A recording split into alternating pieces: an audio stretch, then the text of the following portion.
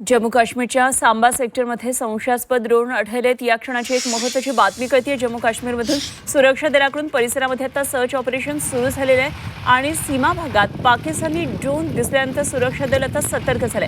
संपूर्ण परिसरामध्ये लष्कराकडून शोध मोहीम सुरू झालेली आहे। या क्षणाची एक महत्त्वाची बातमी जम्मू काश्मीर खोऱ्यातून येते।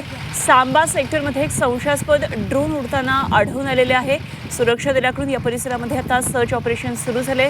सीमा भागात पाकिस्तानी ड्रोन दिसल्यानंतर सुरक्षा दल आता सतर्क झालेले आहे आणि संपूर्ण परिसरामध्ये लष्कराकडून शोध मोहीम सुरू आहे।